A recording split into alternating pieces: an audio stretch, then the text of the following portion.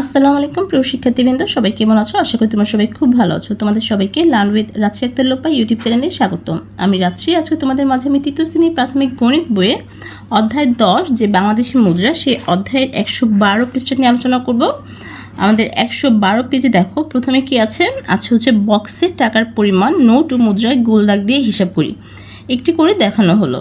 যেমন এখানে লেখা ছিল হচ্ছে 19 টাকা 25 পয়সা। তো কোন কোন নোট কিংবা মুদ্রা নিয়ে, ধাতব মুদ্রা নিয়ে আমাদের 19 টাকা 25 পয়সা হয়? দেখো এখানে একটা 10 টাকা নোট নিয়েছি, এখানে একটা 5টা নোট নিয়েছে, তাহলে কত হলো? 15 টাকা।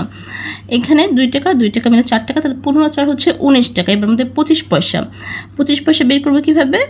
দেখো এটা 10 পয়সা, 10 পয়সা এবং 5 পয়সা, তাহলে হচ্ছে 10 10 20 আর 5 25, তাহলে মোট কত হলো? 25 পয়সা। 19 টাকা 25 পয়সা। আমরা পরেরগুলো দাগ দেব।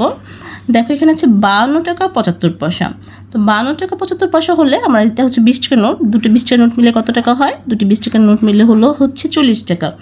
এবার আমাদের 50 বানাতে হবে। এবার হচ্ছে 10 টাকা নিলাম, তাহলে হলো কত? 50 হলো। এবার নেব হচ্ছে 1 টাকা নোট, তাহলে হলো 52। তা আমাদের 52 টাকা হয়ে গেলে এবার 75 পয়সা হিসাব করো। 75 পয়সা হিসাব করতে হলে আমাদের প্রথমে নেব হচ্ছে 50 পয়সা, তারপর নেব হচ্ছে 25 পয়সা, তাহলে 50 আর 25 মিলিয়ে 75 পয়সা। তা আমাদের কিন্তু হয়ে গেল 52 টাকা 75 পয়সা।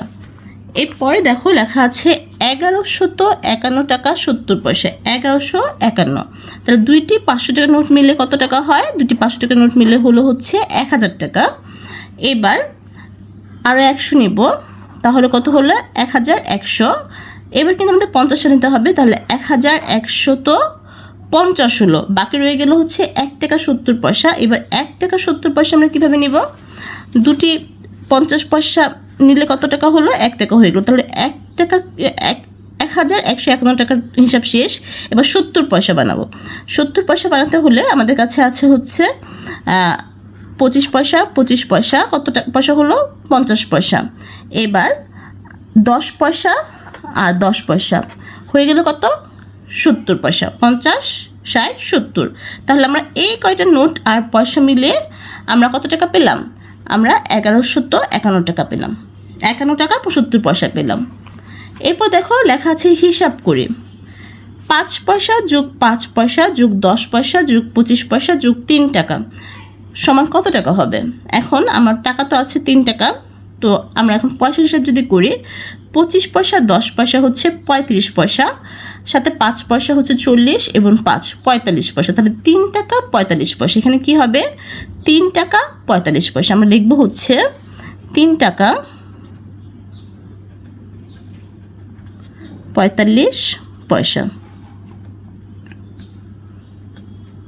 এরপর দেখো আছে 1 পয়সা 10 পয়সা 50 পয়সা 2 টাকা 5 টাকা। আমরা যদি টাকাটা হিসাব করি, 5 আর 2 হচ্ছে 7 টাকা, তাহলে আমরা 7 টাকা পেয়েছি। আর হচ্ছে 50 পয়সা 10 পয়সা হচ্ছে 60 পয়সা, আর 1 পয়সা হচ্ছে 61 পয়সা, তাহলে 7 টাকা 61 পয়সা হবে হচ্ছে 7 টাকা 61 পয়সা। এবার দেখো কি আছে, 20 টাকা 25 পয়সা 50 পয়সা 30 টাকা। মানে টাকা হিসাব করে যদি আগে করি, এখানে 20 টাকা আছে, এখানে 30 টাকা আছে, 20 আর 30 কত? 50। এবার আমরা পয়সা হিসাব করবো। 50 টাকা তো পেলাম, এবার পয়সা আছে 25 পয়সা আর 50 পয়সা। 25 আর 50 হচ্ছে 75 পয়সা, তাহলে হচ্ছে 50 টাকা 75 পয়সা। আমরা আগে টাকা হিসাবটা করে নেব, ঠিক আছে? 50 টাকা 75 পয়সা। এরপর দেখো আছে হচ্ছে 5 পয়সা যোগ 25 পয়সা যোগ 10 টাকা যোগ 2 টাকা যোগ 10 পয়সা কত টাকা? এখন আমাদের টাকা আছে কত? টাকা আছে 10 টাকা আর 2 টাকা। 10 আর 2 কত? 12 টাকা। 12 টাকা আমরা পেয়ে গেলাম। পয়সা হিসাব যদি করি, 10 পয়সা আর 25 পয়সা মানে হচ্ছে 35 পয়সা, আর 5 পয়সা 40 পয়সা, তাহলে আমাদের হবে 12 টাকা 40 পয়সা। 12 টাকা 40 পয়সা।